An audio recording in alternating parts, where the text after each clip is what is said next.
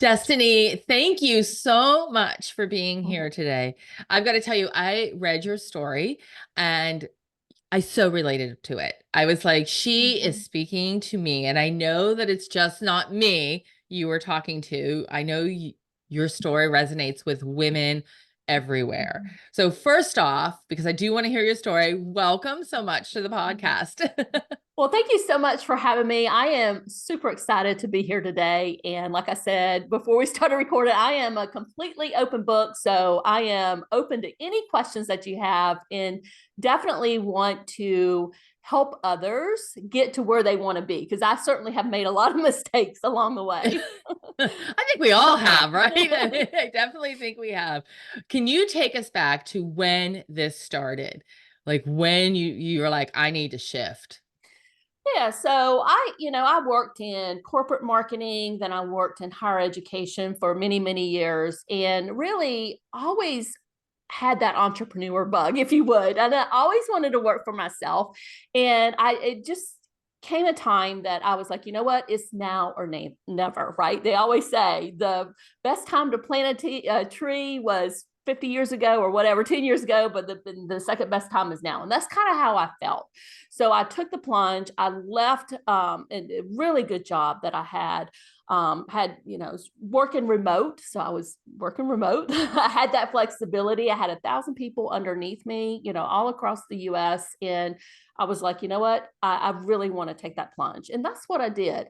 So I started my own business. I kind of, as we all do, right, when we're first starting out, it took me a while to like figure out what exactly do I want to do, because I had a lot of skill sets, which I think a lot of women out there can relate to. They might have been in the corporate world. I obviously had the leadership skills. I had the marketing skills. I had been teaching online for so many years, way back in the dark ages before anybody knew about online courses. So I kind of took all of my skills that I had kind of gathered over the years, and that's what I went with. So today, I help people create digital products like online courses, memberships, even low cost digital products, and also sell them. So I took all my marketing skills.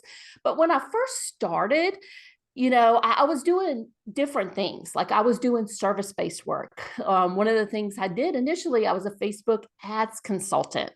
And, going back a few years, Facebook ads, have had their ups and downs. And one thing that really drove me to do what I'm doing today, which is, digital, basically, I don't want to call them passive because nothing, people,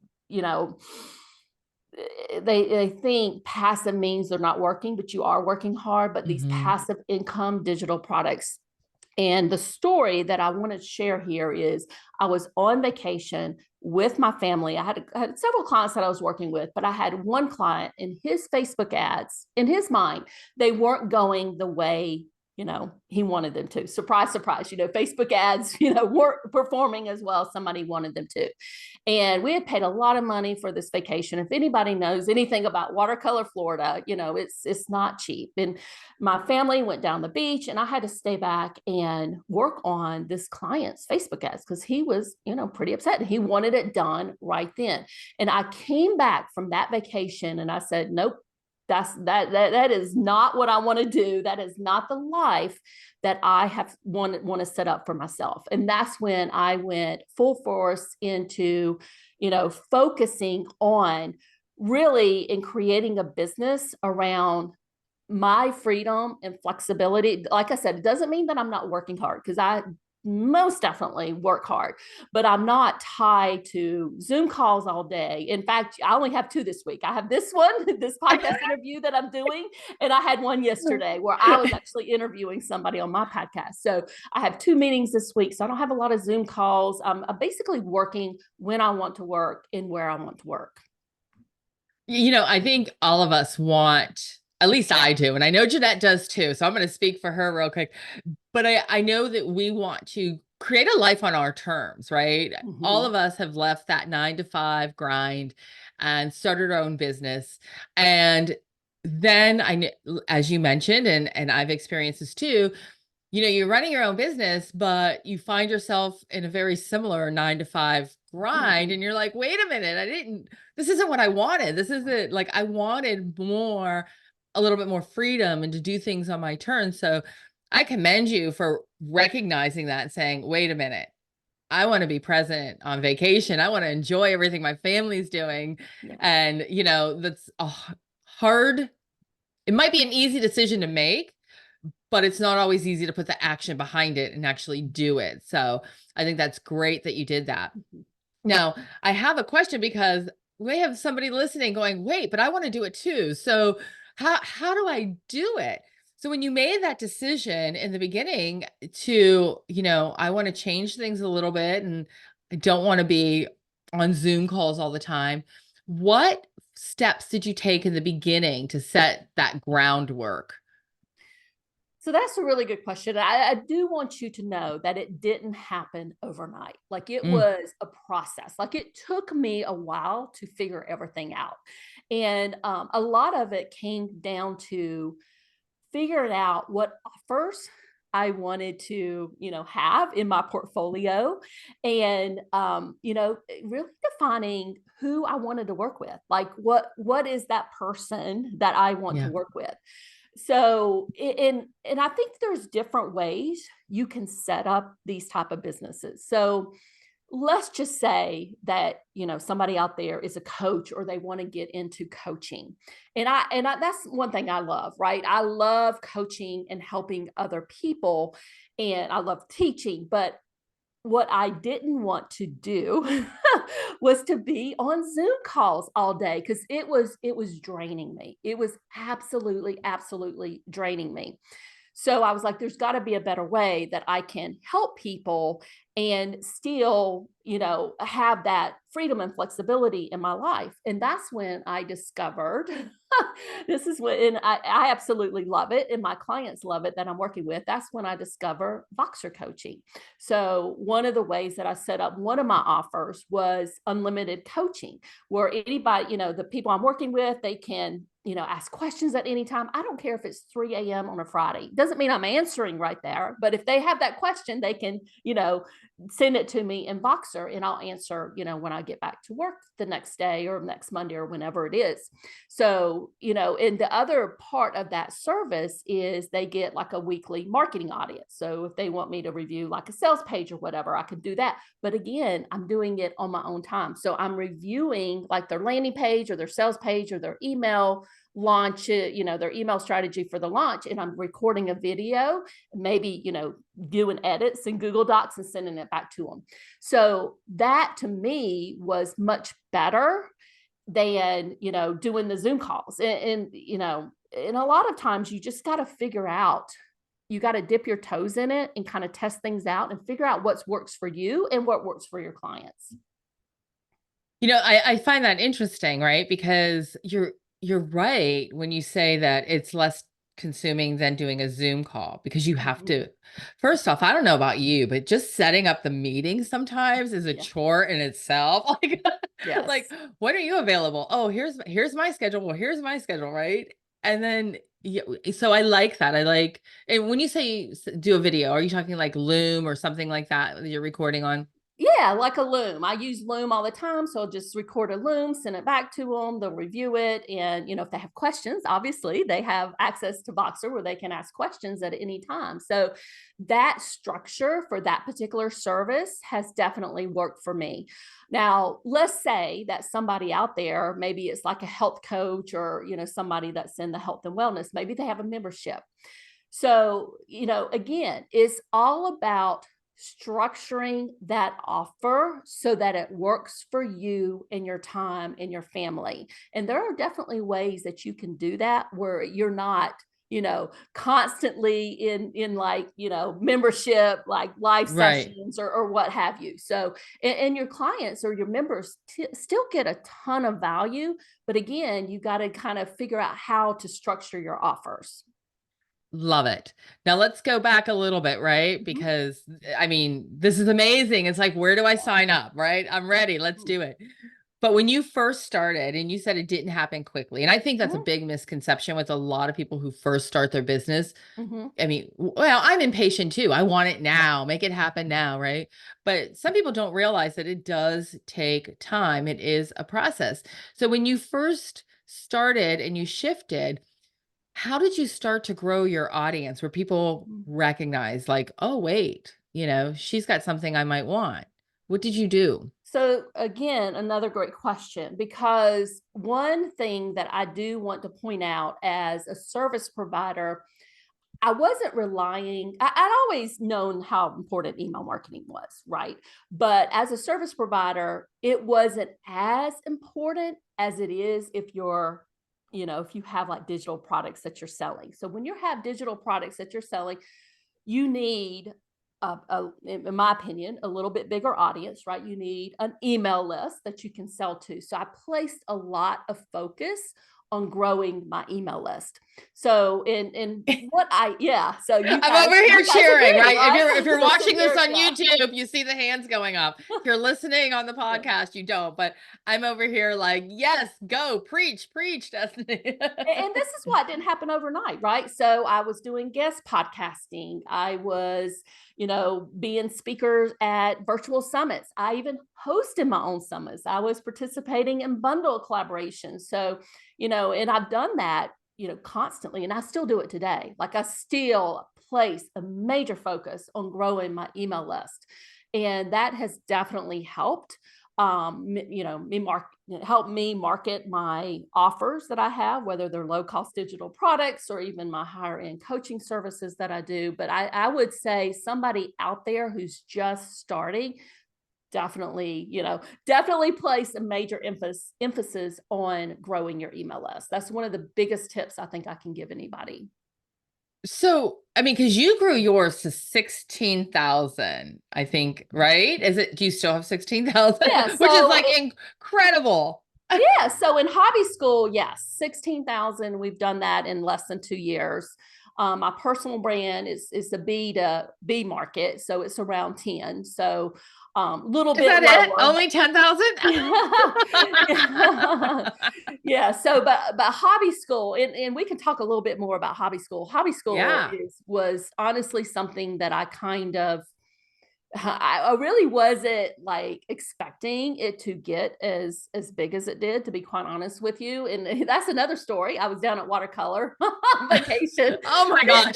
Yes, and a lot of things happened down there, right? Sitting at the breakfast table, I was kind of playing around with it. I was like, you know what? I might buy a domain name, and played around with it. This is before Chat GPT or any of those, AI generators had come up, and there was like a brand name generator out there. It was like in the Mhm. very initial stages of the AI stuff.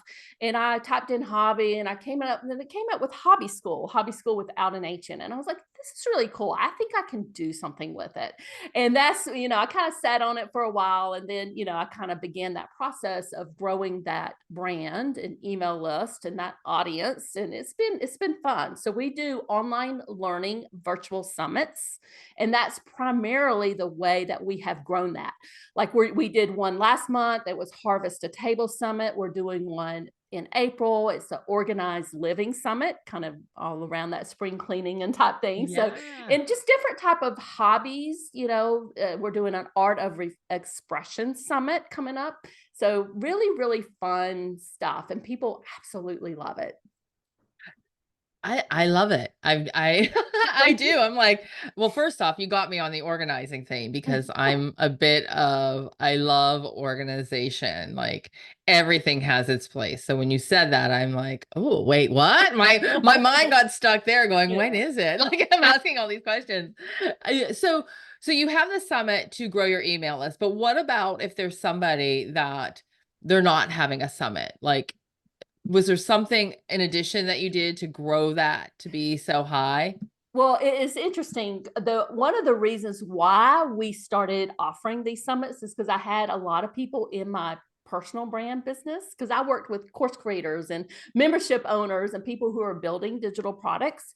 And I just wanted to give them an opportunity and give them like exposure in their brand. So, and that's one of the reasons why we started doing these summits, not only to grow, our email list and our brand, but also to Mhm. help other speakers. So what I would say is you don't have to host your own summit.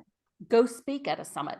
I can Mm. almost guarantee you in almost every niche out there, there is going to be some of speaking opportunity for you or Yeah. participating in a bundle opportunity for you. There's just so many opportunities. You just got to go out there and find them. Yeah, there are. You're absolutely right. Now, you also have talked about because you automate your sales, right? Obviously, Mhm. all your digital products are on your website and you have a lot of them. Like there's going to be a link for everybody to go check them out. I mean, from writing emails to everything. There are so many different products. And I'm going to say they're very affordable. So, I was actually going to ask one question, but I'm going to shift gears. Like when it comes Yep. to pricing those digital products, how do you know where to price it?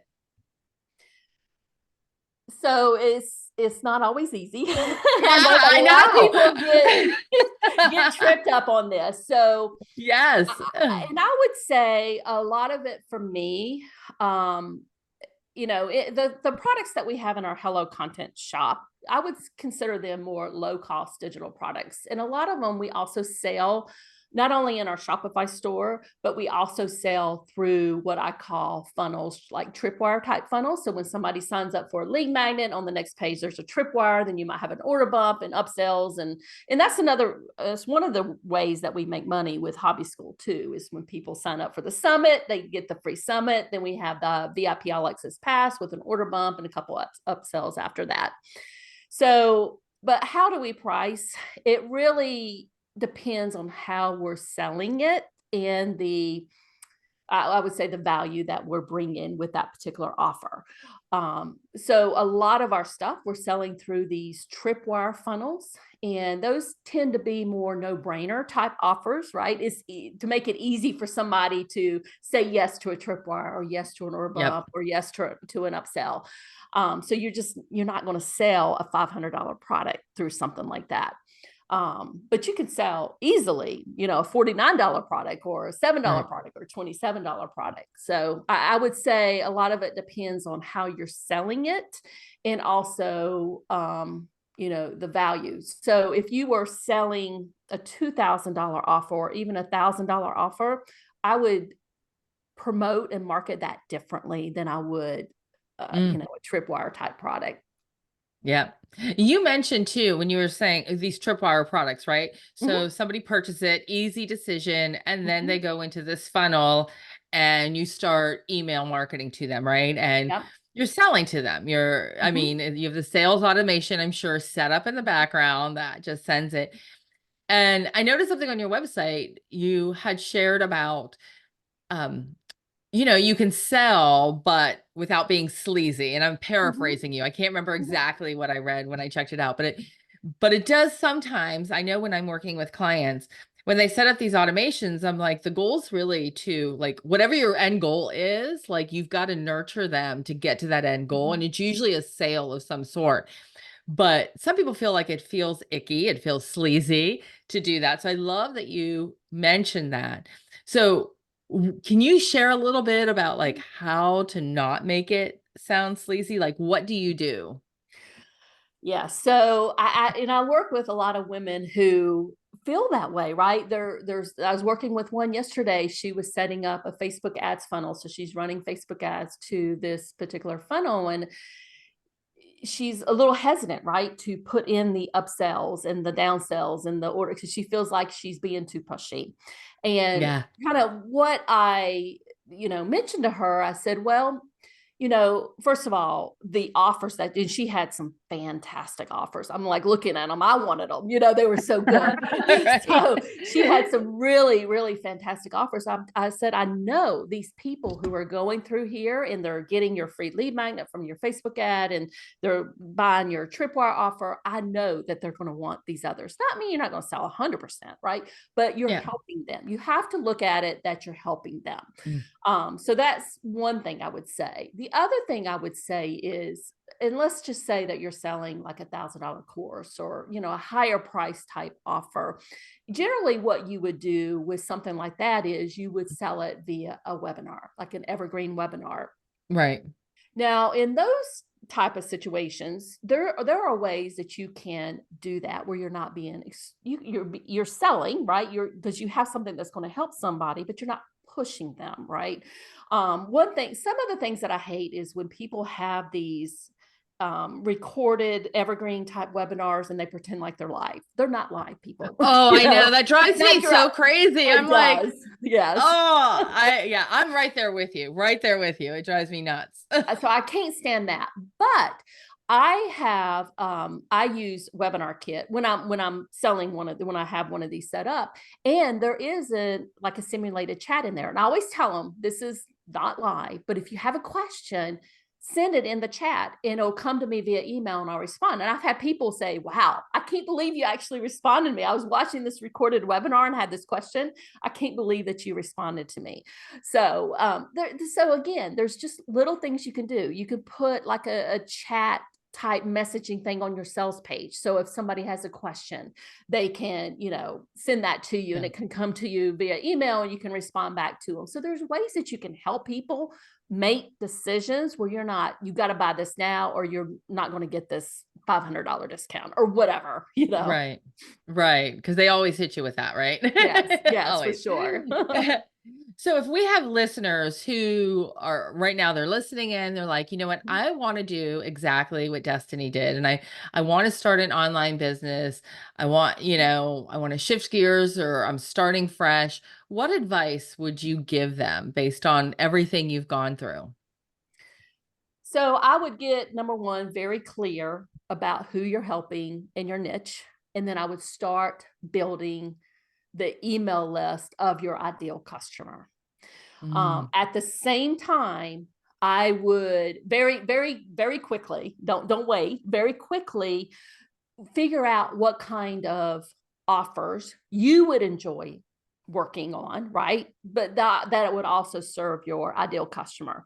One thing I have learned over the years, and I have put out offers in the marketplace that, and I ran them for whatever time frame that was. Maybe it was 6 months, maybe it was 3. I don't even remember. And I was like, you know what? I don't even enjoy doing this. mm, So, you got to do some self-assessment there too to right. figure out, is this something that you're going to want to do long term? Doesn't mean that you can't pivot in the future because we all have, right? We've all Right. done that. But just, kind of do a little bit of self-assessment, figure out what you want to do, but also figure out how you can help your ideal customer and just jump right in. If you are really, really, really wanting to focus on digital products, whether that's an online course or a membership or even low cost digital products, you can absolutely do that. But you have to focus on building your email list because you need somebody to sell to. And generally, you're not going to be able to sell those type of products off of social media with the exception of Pinterest. You can do some of that with Pinterest. If you have like a Shopify store, you can connect Yeah. that catalog to Pinterest and what have you. But generally, you're not going to be selling these off of social media. So you Mhm. need that email list, and it's so very important. I am loving right now that you're talking Mhm. about two things that I'm like in the back of my mind. I'm like, preach, preach, preach. One is email list because I feel like I talk about that all the time. So thank you for sharing that again. And the second thing is that you've talked about, making sure that you love it because I think in the I know in the beginning, a lot of business owners, including myself, will take anything just to survive, right? Yes. And then you realize I don't really like it. There's no joy in this anymore. Mhm. And then sometimes you've moved along and things that you used to like, you're like, I don't really like that anymore. right? And you're like, I want to eliminate it and keep moving forward. So I appreciate that you're saying you're putting an emphasis on making sure that you find joy from what you're doing too. So thank you for that. So, but before we go, I have a crazy question for you that I am dying to know. Okay. Dying to know. So I saw that Amy Porterfield was on your podcast. Yes, she's actually been on it twice. Yes. Shut up. Can I just Yeah. tell Wow. you that when She's one I of my first, faves. I love Amy Porterfield. I have Yeah. followed her for, Yeah. I mean, since I first started in this, and I'm going to say almost 15 years ago. And Mhm. she is amazing. And when I saw that, I was like, wait, hold up. What? How did Yeah. that happen? That's like a dream come true for me. Yeah. So, you know, first of all, I just want to say that she is amazing. I completely agree with you. And she is also one of the hardest working people I think I've ever met. So she makes it look easy, like Yeah. everything just kind of, comes in place, but she is one hardworking person. The other thing I would say about Amy, and I think the last episode that you had seen, I was an affiliate for her. I'm an affiliate, and I'm going to be Okay. one this year for her digital course academy because I think is the best program out there. Quite frankly, if you're looking for a program, a very comprehensive, higher price program for creating and selling your online course, I think she has one of the best ones out there. I've Um, taken that. I agree with you. It is, yes, yeah. so in being behind the scenes as an affiliate of her launch last year, I've never seen anybody work as hard as she did and have such a comprehensive launch strategy, not only for herself, but for her affiliates. It was amazing to be able to see behind the scenes of that. Oh my goodness. That would be just Wow. a dream, Mhm. right? I am like, Yes. I'm so jealous of you right Totally. now. Like, Yeah. that is so cool. So very cool. But Destiny, if somebody is listening and they want to reach out to you, how do they find you? How do they find your products and your Yeah. podcast, right? Yeah. So my podcast is the Creators MBA podcast. So definitely check that out if you're a podcast listener, which all of you are. And then my personal brand website is destinycop.com. I'm sure you'll have the links in there I will so they know absolutely. how to Yes. spell it. But and if you want to check out Hobby School, that's Hobby School without the H. It's really, we do a lot of fun stuff there, and people just love that brand. Thank you so much for Mhm. coming on. It has been such a joy talking to you. I love your story. I love how you just prioritize your life. I think Yeah. it's refreshing. It's wonderful, and I am grateful that you came on today to share everything with us. So thank you. Well, thanks for having me. It was so much fun being here. Yeah, thank you. Thank you, All right, Destiny. everybody. Yeah, we will catch you next week. We'll see ya.